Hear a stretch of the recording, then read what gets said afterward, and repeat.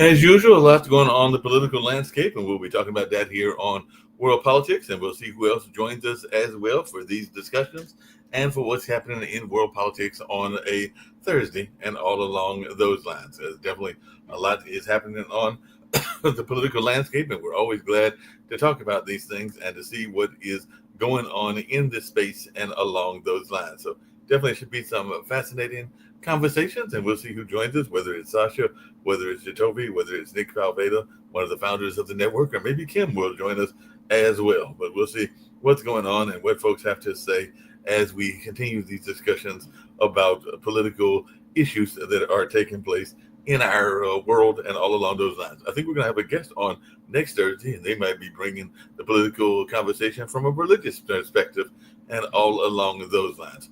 But it ought to be interesting to see what folks have to say as we discuss these political changes and what's going on the political landscape and all along those lines. So definitely looking forward to the conversation and to see who joins us as well in this particular show. Of course, later on this evening, we'll have Coco McMillan, and she'll be joining us to talk about entertainment. And then, of course, we'll have Lisa Hughes talking about relationships and all along those lines. So definitely a lot's going on. But let's see what some of the headlines are. Europeans are launching a UN sanction process against Iran. And apparently this is drawing Tehran's ire. So the E3 nations begin the process to reimpose snapback sanctions on Iran. IDF confirms striking Houthi targets in Sana'a area of Yemen. So that is definitely something that people are talking about as well. And Israel forces raid former air defense base near Syrian capital. So Israeli troops raid site deep inside Syria. Damascus has reported that, and ranking member Shaheen and Senator Ernst and Representative Wilson have put out some statements on these Israeli strikes. So this is definitely something that is going on in terms of political news and all along those lines. Fishermen pulled in an orange shark off Costa Rica, and people are asking, my God, what is this? As they discovered a one-of-a-kind bright orange shark swimming off of Costa Rica, and Costa Rica has sometimes been in the political news front as well. But definitely, this is something that folks were talking about as well. And like I said, the Israeli airstrikes, and they've been doing a lot of airstrikes, hit the Yemeni capital, but no casualties were reported. And Netanyahu tells the UN food chief that Israel will redouble efforts to boost Gaza aid. So Israel launched its latest attacks against the Houthis in Yemen's Sana'a area, and Israel confirmed strike on Houthis in Yemen, and marks the second time this week that has happened. So that is definitely something that is going on in the Middle East, and Israel has also stepped up bombardment of Gaza City, killing 16 people around the enclave, according to some medics in that area. The Gaza City neighborhood is now a wasteland, satellite images show, and we know there's a lot of wastelands in what's going on in Ukraine and Russia as well. But Israel killed at least 61 in Gaza. UN chief slams what they're calling a deliberate famine. So that's what some people are talking about as residents flee, as Palestinians report overnight IDF shelling of Gaza City outskirts, and that was reported a couple of days ago. And Israel is increasingly barring foreign doctors who want to volunteer in Gaza. So on Shin Bet orders, 2 foreign physicians, volunteers, were barred from entering Gaza. Israel just denied one of the doctors from entering Gaza with food and baby formula. So it looks like they're definitely trying to keep things locked in that particular area and all along those lines. And a pilot was killed when F-16 jet crashes during preparation for a Polish air show. So Poland says F-16 fighter crashed before the air show, and the pilot was killed. That was reported earlier today, and this was during the Radom air show, and definitely that is something that folks are talking about as well. It was an F-16 ace pilot killed in a training crash before that particular air show. And as we've talked about 7 times on this network and everything, climate change has made fires in Turkey, Greece, and Cyprus more fierce. And that's what some scientists are saying in their studies and all along those lines. And with Russia's help, North Korea is expanding its nuclear weapons capability. So Xi shows Trump, according to the BBC, who holds the cards, as he sets up that meeting with Kim and Putin. I believe that's going to be taking place this weekend at that parade that's going on in Beijing. So that's just some of the things that I'm seeing in the political landscape. I see that I've got Sasha with me. We'll see if Rick or anybody else joins us. There's also news that Mexico has suspended postal shipment to the United States over tariff confusion. So U.S. shoppers will see order cancellations as the world shuts down some American-bound shipments. And I've heard you talk about that, where you talked about that things aren't even being shipped from Canada the way that they used to be and everything like that. So what's your take on these tariffs and these countries, whether it's Mexico, whether it's Canada, and others that apparently are not taking it lightly? And some people may be looking for packages coming from other places, because I think Temu is based in Asia and everything. And I know some people like to get their Temu packages, and I know that there's some of these other services that are in other countries. So is this one of the consequences that we're going to see a lot of people? Because Christmas is, I mean, I know we're still in the middle of summer, but Christmas isn't that far away. We're in August. So that means the holiday season should be starting around, let's say, Halloween, which is around the end of October until the end of December when the New Year's comes in. So a lot of people are already planning their shopping for the holiday season. And I imagine they're going to a lot of places that were overseas. And some of these places are like, we're not delivering to you. Well, as I mentioned earlier today, the DHL, the giant transportation company based in Germany, operates in almost all countries in the world, refuses now to take packages, small and medium-sized packages, from anywhere to United States of America and from United States to anywhere in the world. So United States has been cut out by DHL from its delivering routes. Um, Shopping, um, it's hard for me to say. Very few people are coming to United States from Europe or from elsewhere, for that matter, and probably vice versa, the same picture. Canadians are not coming to United States anytime soon. Americans, I'm not sure if they're coming to Canada occasionally or not. Obviously, they're not welcomed here, and so therefore, I think this is the end of usual cross-border shopping. And I remember time when people from Toronto, they would go to Buffalo for a few hours, buy some stuff, coming back same day sometimes. That's all over now. Yep, definitely.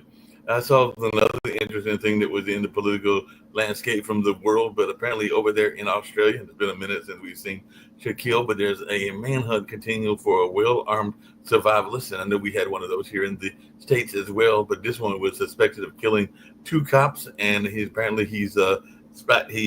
suspect was used to spy on this other person's family with drones, so he's got drones and he's got all this survivalist kind of tactics, so he apparently knows how to survive, and apparently he's believed to be a radicalized, well-armed conspiracy theorist. So I was just wondering, how easy do you think it is for people to use survivalist skills to survive anywhere in the world, whether it's Australia, Ukraine, or any of these other places? Because every time I turn around, there are these stories about the criminal mindset people, and they seem to have mastered the art of being survivalist. I don't know, it's hard for me to comment because people have survival skills to a certain degree. And in certain circumstances, some people will survive indeed, and some people will not and die. So, what do you want me to say further on that subject? Yeah, that makes sense and everything like that. I know sometimes on this show and other shows we talk about the rights of people to their own imagery. I know that even I think it was Trump's wife that put out this initiative that was supposed to protect people from unwarranted images of themselves. But apparently in Italy, and maybe if Nick comes on the show, maybe he's listening and in the background, and maybe he'll join us later. But it says that they are forcing a website to close because this woman that is of Italian descent said that there was unauthorized online image sharing of her. So apparently there's outrage in Italy over the porn site because it's a doctored image of prominent women. So it's not just one woman, but it's a bunch of prominent women. And apparently they doctored the images and everything like that. And there's even saying that folks were sharing intimate images of their partners without the consent of the partner. So sometimes they might have been taking pictures. Maybe they were in intimate relationships, or maybe they weren't in intimate relationships because they're doctored. They might have only got a picture of them from like a press release and made it look like they were nude or whatever. But apparently in Italy, this is a major issue that's been going on, and they've been talking about it for weeks now and everything because a lot of these women are highly upset. And I do remember that the current president's wife had put together this bill that was supposed to protect people from having that happen to them here in the States. So if people have got malicious intent, it seems to me that it's going to be hard to stop malicious intent people. But I don't know your thoughts around this. I'm sure there have even been people that have done things maliciously in the chess world. I don't know really what to tell you about that. Okay. Fair enough and everything. I just was wondering your thoughts around people that wanted to be malicious and all along those lines. What's going on right now? I know y'all were talking about it and you'll talk about it tomorrow and everything. Hopefully both you and Jonathan and Ivan will join the conversation. But what's the latest in the Ukraine-Russian war? I did hear that the refineries were continuing to be bombed, and apparently Ukraine hit two Russian oil refineries in an overnight drone attack. So is the oil refineries the latest weapon and the latest target? Because I also know that in the past, Jonathan was always saying that the decisive victory would be when the Crimea bridge was destroyed and Crimea was reclaimed. So that's his opinion. I don't know if that's your opinion because I've never heard you agree with him 100% or not at 100%. So is the oil going to be the decisive campaign, or is there something else that'll be more decisive in Ukraine? It's a difficult question because any attack, whether it's Crimea or any other place, requires the attacking side normally would lose 3 times as many men as defenders. So, in my opinion, what's Ukraine were doing for last, I'd say, about almost 3 years, they were not attacking at all, but exhausting Russian forces with the very well prepared defensive um, skills of Ukrainians army, and result is that, as you know, Russia lost well over 1 million people in this 3.5 years. 3 million people. Sorry, 1 million people. Now, what's interesting is that Crimea, yes, it's possible that Ukrainians will attack Crimea, but I think what's happening right now, everybody is spending all their time and energy on all this Trump's show that there will be a peace, there will be some kind of I don't know how you call it, a situation, whatever it might be, when it's clear that Putin has no such plans at all. Look at the last night attack on Kiev. There are so many people were killed, children as young as 3 years old. What kind of peace is there you're talking about? I think Ukraine actually can win this war if Trump will get out of the picture. That's only what's stopping Ukraine, because Zelensky, he is scared to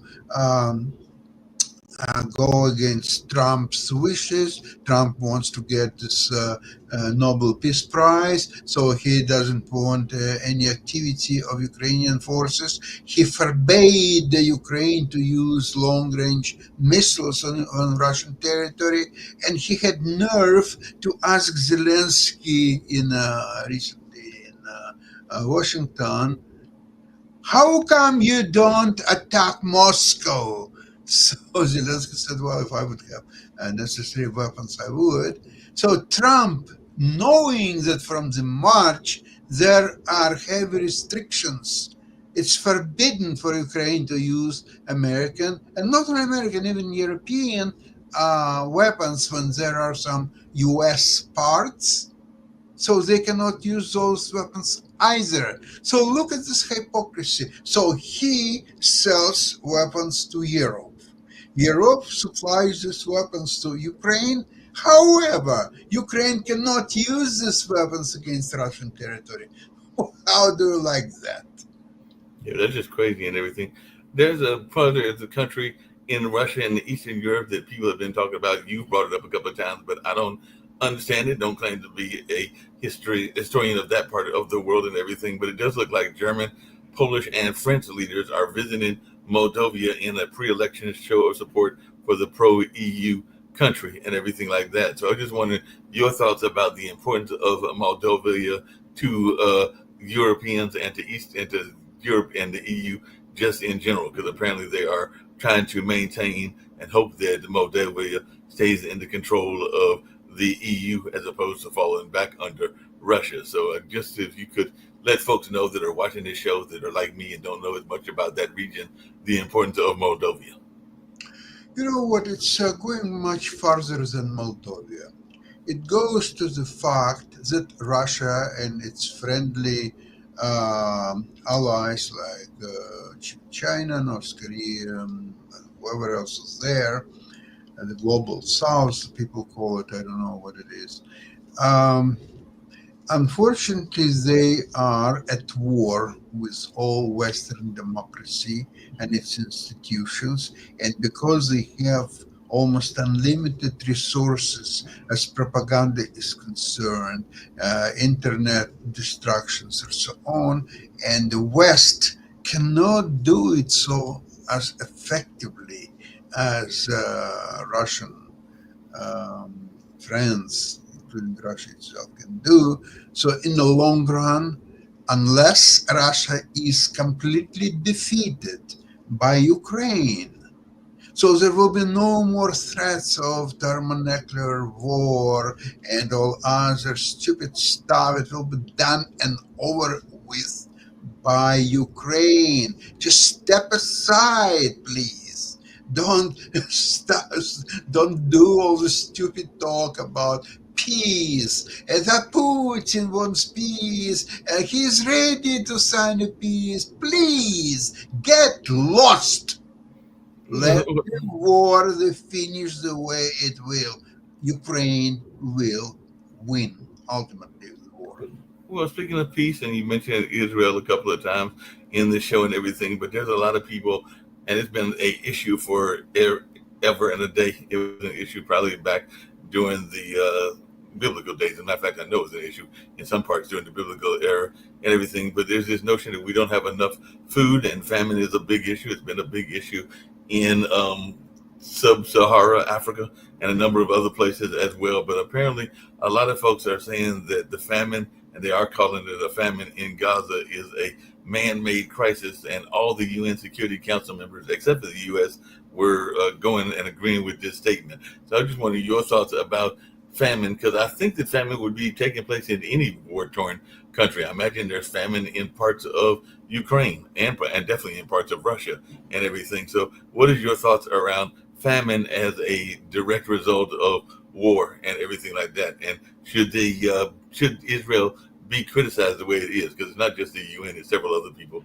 and agencies that are attacking them and saying that the aid and the food isn't getting into Gaza and is creating a famine-like situation. And I've never been to the Middle East, so I can't make a direct observation, but I know you have. So what is your take on this notion of famine as a consequence of war, particularly in the Middle East? Well, famine obviously sometimes is a result of war, and they're sort of tied together. Now, about Israel, something I was thinking about that. Look, okay, on October 7th, 2023, Israel was attacked. It was a war. Israel was able to take over, and now it's either already won the war or winning the war. I'm not so sure.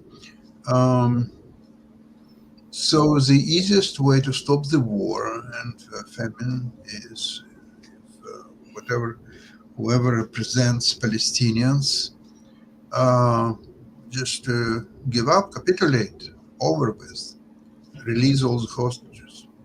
Okay, now we are going to talk. But there is a resistance. They're fighting. So Israel has to go all the way out to finish this war. To finish this war, okay, remember 1945, Germany was completely occupied and destroyed by Americans and Englishmen and Soviets and whoever else was there. Even I think French were also they were announced as the winners. I don't know how French could win this war, but anyway, they were announced as winners when German general signing act of capitulation. So he signed capitulation against U.S., English men, and Russians, and then he had to sign against France. He asked, "Oh, is France also on the war?" So that's something like this. So I just don't understand what's Israeli waiting for. Why they're just destroy everything. I don't believe that there are any alive hostages. Come on. It's 2 years in captivity, in tortures, and so on. There's no one is alive there. So we just go in, clean the place, get out all the Hamas, and just kill them one by one. Hopefully, maybe you should think about using some advanced techniques, some maybe even guillotines probably would be helpful because it's like a public death by guillotine. That would be very effective, and a lot of potential terrorists would probably take That could possibly stop the the work. Yep, that could possibly stop the terrorists.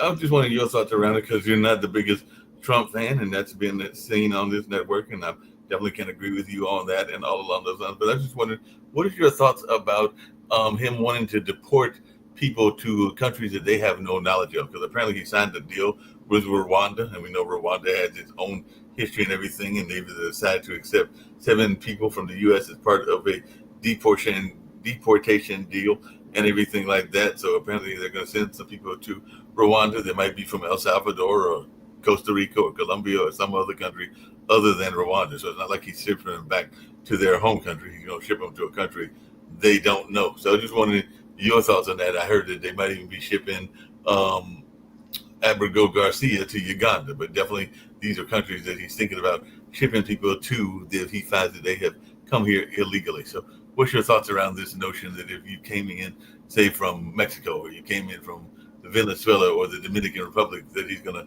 grab you and then ship you to an African country?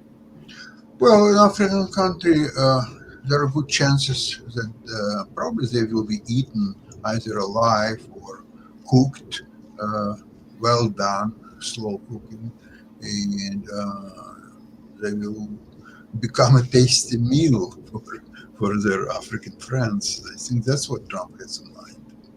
Yeah, so that's what he do. Could be, and everything like that. It looks like there's a German weapon firm that has opened Europe's largest munition plant. So, like I said earlier, I knew they were looking at conscription, but now they're building this large munition plant. So, are we going to be starting to see more of Eastern Europe, and not less Eastern Europe, but more Western Europe, getting directly involved with the war against Russia and everything like that? Because that's what I would think if you're going to be boosting an ammunition type site and everything like that. So it's a new Rhine metal arms plant that Germany has built in Pistorius and everything like that. So what's your thought? Are we going to see the West really getting geared up to fight Russia and some of the other enemies of the West?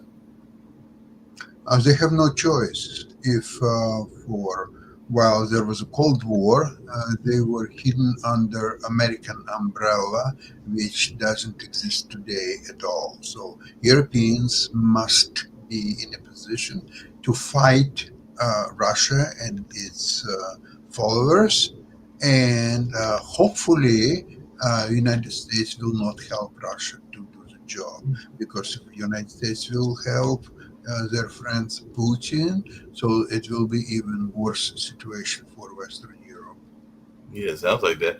The other thing that I'm hearing a lot of people talk about, including the Pope and everything, is this notion that, because we might even have a guest next week on that'll be talking about this, but this notion that war is evil and that war should not be taking place. As a matter of fact, the Pope was telling the Christian politicians values without Christ cannot change the world, and he's urging Catholic politicians to follow the gospel in their public life. So I just wondering your thoughts on this, because sometimes people will use religion to justify war. I mean, we know that was the case with the Crusades and everything, but then we'll have people that will try to get this notion. And you said that it is in past shows that you don't think that it's all that possible and everything to try to create this notion of world peace, kind of like that utopian view that John Lennon and others were singing about. So, is it your opinion with all these wars going on, including some wars that Trump is saying that he ended, that as long as we have war, that we can never have true peace? Well, Trump is a great philosopher, and he must have some grounds to say what he says. Um, with all due respect, I cannot comment anything on what he says because he's saying every 10 minutes different things. So today he will say that there must be a peace, and then he will say no, there must be a war, and then he'll say there must be war and peace together at the same time. So I can't comment this. Oh, that's fair enough. Everything. I know one thing that's been brought up on this show, and I know you're not a big fan of it. You say that it's not possible. I know when Jacoby's here, he seems to think that it is possible, and I've thought that maybe we could have it, but I can see the problems as well and everything. But apparently, Macron, the French president, in a letter that he sent to Netanyahu, is defending his call for a Palestinian statehood. So, is it my understanding from you that we will never have a Palestinian statehood and all along those lines, despite the wants and the wishes of some of the Western politicians? Because I think the Australian president had also asked for it, and I know that now the French president and others have asked for it as well and everything. So, it is your opinion that there can never be a Palestinian statehood, or is that something that's way down the line after the war is won and it is possible to have? I'm trying to understand whether you think it's even doable. Mark, everything is doable except that for Palestinian state or any other state for that matter, you must have a territory and people. In this case, you have no territory because it's territory owned by Israel. So unless somebody will buy it or somebody will win the war against Israel, I don't understand one thing. Why? You see, Ukraine is suffering from much bigger country attacks like Russia. So they fighting. They created some coalitions. They're getting the weapons supply from the West, one way or another, and so on. Why Palestinians are not doing the same thing? They could get some allies.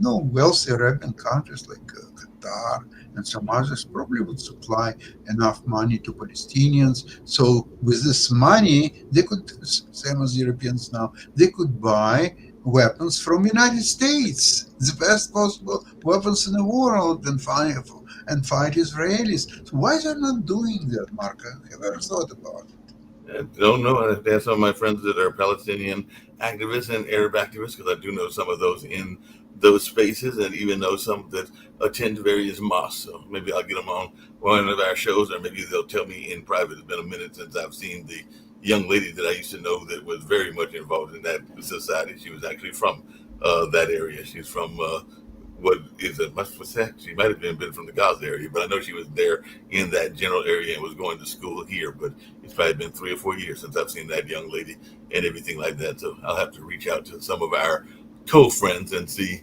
if they have seen her and what she's doing in that space, or if she even went back. I do know that I interviewed a religious leader that was in that area, and this was before these conflicts went on. So in the history of Pod TV, it was probably about 2 years ago and everything like that. And they were trying to do some church efforts to unify and bring together both the Muslim, Christian, and Jewish populations. They were actually even having a services together and everything. And the gentleman was quite interesting because he was there, I want to say in Jerusalem.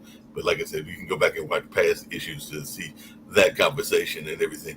A company that you've talked about before, even on your investment show, apparently they are getting some pushback and everything because of their investment. So I'm seeing, because I've heard you talk about Caterpillar before, and that's a Texas-based construction giant. They do the Caterpillar tractors, doing a number of other things, but apparently they're being excluded from Norway's $2 trillion wealth fund. So maybe that's what we need, since we're in all this debt here in the United States, after the bank announced plans to divest due to concerns that Israeli authorities were using the machinery to carry out the widespread human rights violations in Gaza and the West Bank. So I guess that they are divesting because they feel that those equipment is being used in kind of the bulldozing and other things that are going on in Gaza and everything. So after you buy the equipment, isn't it your right to do with the equipment what you want to do, or do the owners of the companies have the right to divest and say, we don't like what you're doing with the equipment, even though we sold you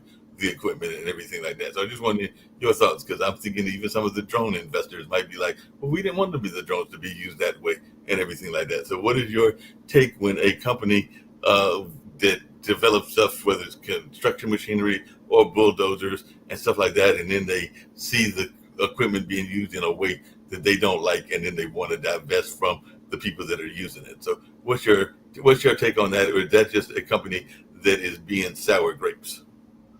Well, I think any investment fund, whether it's a Norway sovereign fund or any others, they can make their own decision where they want to invest or they don't want to invest. So in this situation, they came to a conclusion that Caterpillar is not the best vehicle for their investments. maybe even just from purely technical point of view, maybe Caterpillar stock is overpriced, and maybe their profits are not what they're expecting them to be. So that could be the case. Now, when Caterpillar designs construction and all other equipment and sells it, I don't know if they have further responsibility to see how their equipment being used by the purchaser. I'm not sure, and I don't want to be judgmental on that issue, not at all. Um, so, anyways, they decided to look. This similar story will be repeated over and over in many different situations. Nobody will not use any American equipment or products or just anything unless they cannot find alternative anywhere in the world. So if that's a product that every America says is unique, nobody else can produce it, okay, that's a different story. So they will buy such product. But I don't think there are too many products that cannot be duplicated and produced by the same quantity and quality as American. And one of our other favorite people is back in the news again, and this I'm just now seeing. But Elon Musk, after Doge, is now in the news because he has a company called the Boring Company, like you're born into something, and it is a tunneling firm based in the Bastrop, and he's garnered the attention of leaders in Tennessee and at Texas A&M for plans that he says will address congestion and traffic. But outside of that, he thinks that he could also tackle storms and flooding, and he has an idea for a big Houston project. So apparently he's been trying to get Texas officials to hire the Boring Company to build 2 tunnels around a major watershed in Houston. So we've heard of fracking and what that could do, but apparently he wants to go digging into Houston in order for folks to have, I guess, an escape route if like a major hurricane comes, and also he's saying it could transport storm water out to the Gulf and could be used in these senses. So, I mean, the man's got plenty of money, so he can invest whatever he wants to. But what is your thoughts around this notion that after Doge, I guess, kind of like his experiment as being the head of Doge kind of failed and he had to go back to Tesla? Now he's trying to create these test tunnels and everything. He had one in Hawthorne, California, and he really wants to do it in Texas and everything like that. So, what's your thoughts around this idea of there being some big oil tunnels to help with the flooding mitigation as well as maybe even escaping those areas if there are threats to the people's lives in that area. Yeah, it's okay. Who's going to pay for all that? Mexicans or somebody else? I'm Um, thinking this is well. They said the estimated cost to do this because it says when it comes to the details of the project, local flood experts have weighed the construction pipelines that are 30 to 40 feet in diameter, and meanwhile, the Boring Company, which is Musk Company, has pitched two 36-mile, 12-foot inner diameter tunnels from the Addicks and Barker reservoirs directly to the port of Houston, and the estimated costs are $760 million. And Musk Company reportedly desires 15% of the upfront cost from the state and local funds. So it sounds like he's going to put in a lot of the money, but he does want 15%. So they say that to be about 76 million would be 10%, so 76 and 38. So he wants the states and the local people to put in roughly about 400, somewhere in the neighborhood of $110 million. okay, ask him to get lost and to build all this by himself if he sees it fit, or not build it at all, or ask Mexican government to provide funds. Yeah, exactly. Because I can't see the states or the local folks wanting to spend that much money. That's a sizable amount of money. 15%. I mean, it's not quite 20%, but it's still a decent amount of money that you would have to be putting in and be willing to invest. Even if he was going to invest 640 or whatever million that would be if he was doing 85%. But that's still a lot of money from the local and state folks. So I'm with you, Sasha. I'm thinking if he wants to do it, pay for it yourself. Don't He's rich enough Yeah, to. he's rich enough. He can do it. I mean, he's rich enough, but I don't know that he's successful enough, Sasha. Because the last time I checked, how many ships has he put up into the space? I think he's put up like 5 ships, and haven't at least 4 of them exploded. Yeah, yeah. So it's So he's not.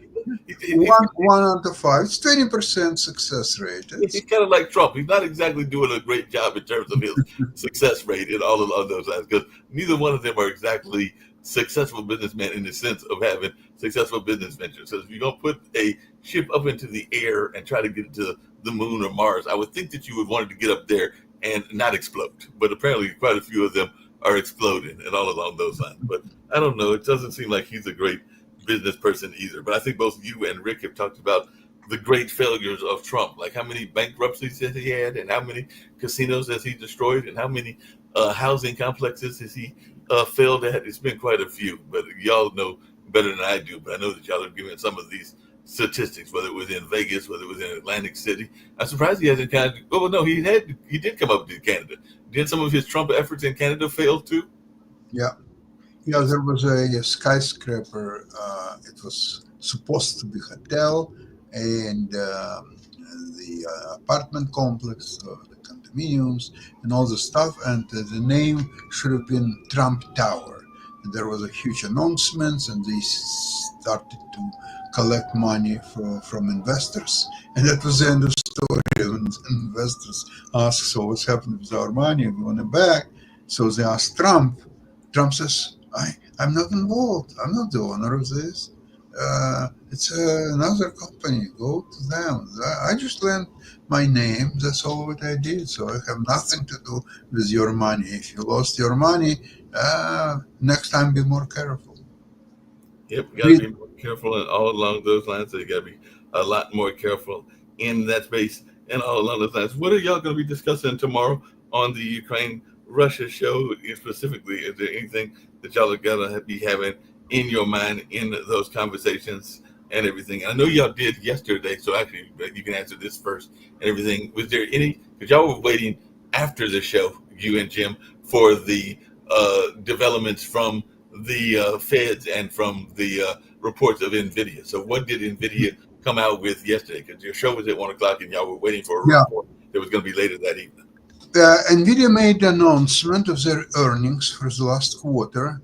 The numbers were very good, but not exceeding the so-called whisper numbers. So there are expected numbers, which NVIDIA easily beat. And there are whispers number that was almost there, but not quite there. So therefore, the stock right after the earnings, they lost quite a bit 4% or so. But then it's came back, and today it was almost unchanged. Now the situation is this: they didn't report any revenue from China. Wow. And if there would be revenue from China, that would be a magnificent quarter. But because for various reasons, thanks to Donald Trump, they are restricted from selling their chips to China.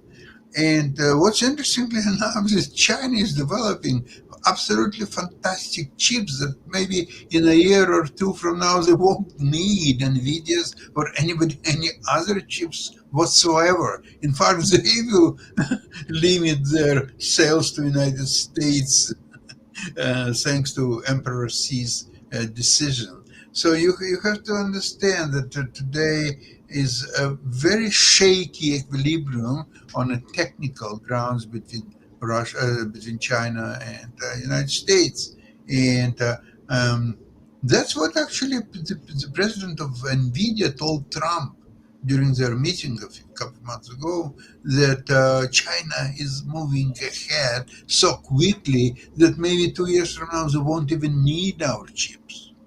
Oh, wow. So try to supply, so at least there will be some kind of entrance into their ecosphere, so at least there will be some equipment that is used by Chinese, because if we will not deliver that, they will never need any our equipment whatsoever.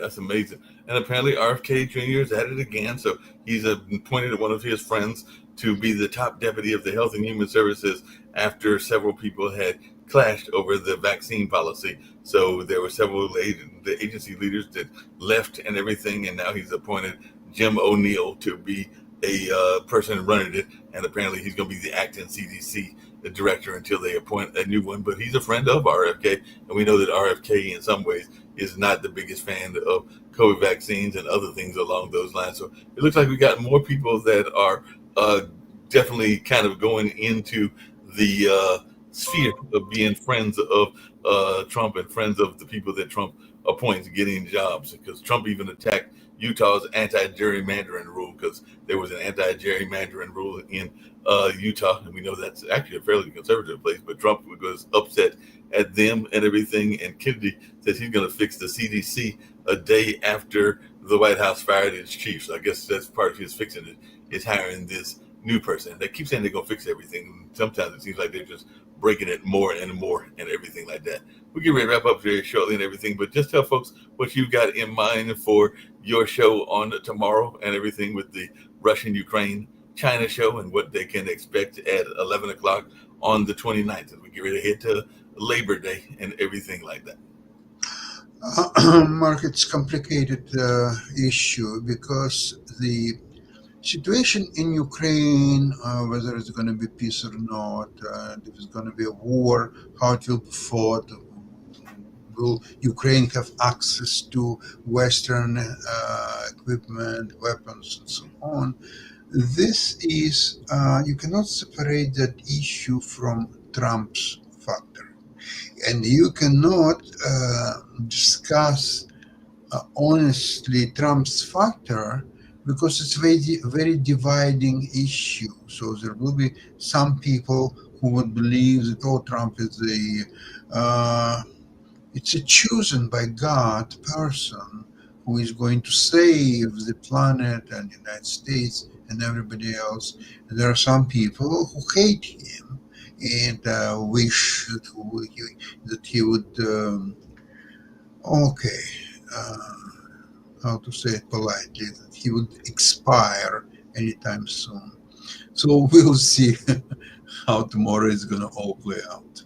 Yeah, we'll see how it all plays out, and all along those lines. I know a lot of people are excited, and apparently even JD Vance is jumping into the conversation now that Taylor Swift and Travis Kelce are officially getting married and are engaged. But now there's people like JD Vance that is pushing a conspiracy theory. So we got a new conspiracy theory that is out there, because he congratulated their engagement, but then he also leaned into this new conspiracy theory among NFL fans saying that he expressed concern that the high-profile romance would result in the Chiefs, the champion from 2 years ago receiving preferential treatment from the NFL. So he said, as a football fan, as a Cincinnati Bengals fan, I hope that the NFL does not put a thumb on the scales for the Kansas City Chiefs just because Travis Kelce is now getting married to maybe the most famous woman in the world. So definitely that's what he's saying. He's worried that the Chiefs are going to get better calls because of the marriage and everything. He got a whole country to fix. So why is he worrying about what's going on with Travis Kelce and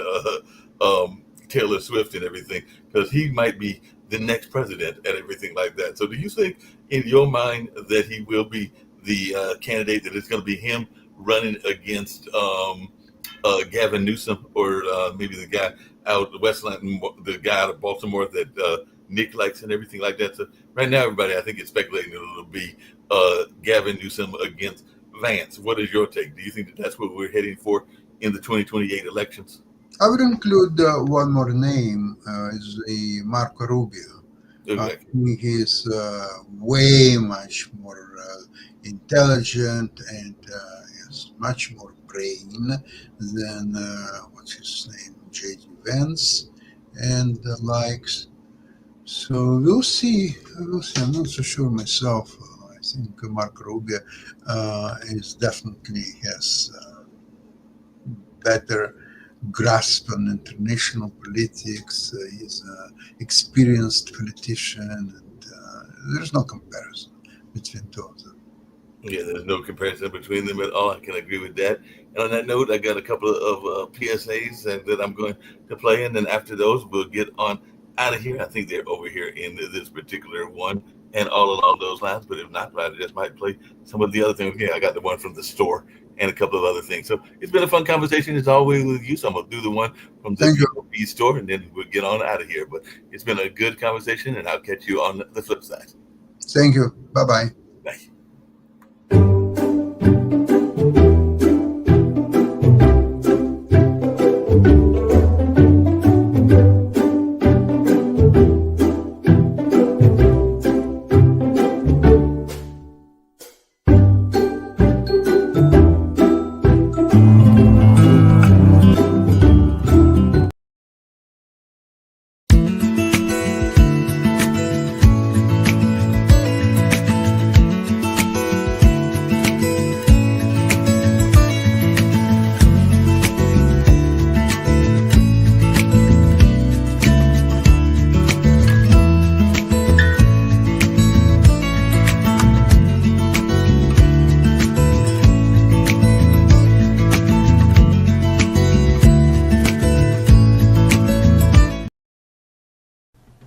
Did you know that Hitler was also the Führer when it came to taking drugs? My name's Norman Ohler. I wrote a book called Blitzed, and it's about the massive use, or rather abuse, of drugs in Nazi Germany. Stage 1 is from 1936 to 41. He was basically taking vitamins and glucose. When he met Morell in 1936, who quickly became his personal physician, and Morell said, I can give you vitamin injections and you immediately will feel amazing and you will never get a cold, Hitler thought, this is my man. He woke up and he rolled back the sleeve of his pajama, and Morell came in and gave him a vitamin injection and a glucose injection, and Hitler had had his breakfast. Stage 2 started in the fall of 1941 when the war against Russia turned bad, and he started to take lots of hormones and steroids and barbiturates. He had high fever and diarrhea, so he was quite sick. They called it the Russian flu. For the first time, he got hormone injections from animals, pig liver extracts. And it actually worked. He was back in the briefing the next day, and I mean, today we would say these are doping agents.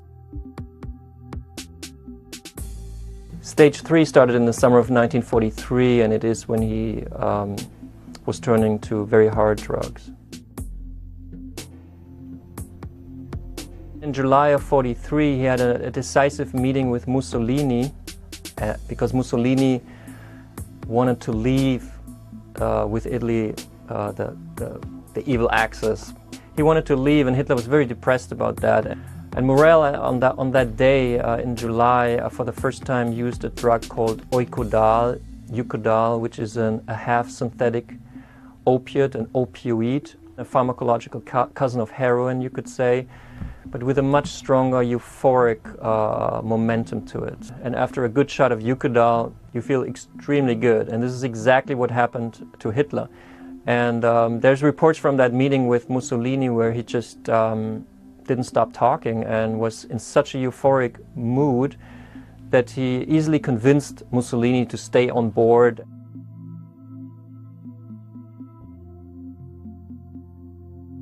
Hitler takes cocaine on over 50 occasions, and not a soft dosage of cocaine. I mean, this is pure stuff that the SS delivered. So at times he got cocaine and Eukodal in a period of a few hours, which in drug terms would be called the speedball. He used the drugs to keep his convictions that he formed when he wasn't already on drugs. He just left reality at a point when he should have realized that his delusional ideas of beating the whole world was what they were, namely delusional and totally irrational and not in touch with reality at all.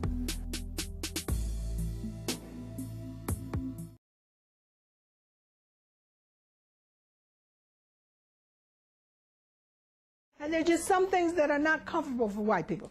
They're not comfortable for them to talk about the possibility that Africans were here before the Europeans. So what do you do with the heads in Mexico that you find at San Lorenzo, at Tres Zapotes? What do you do with those? All right? You ignore them.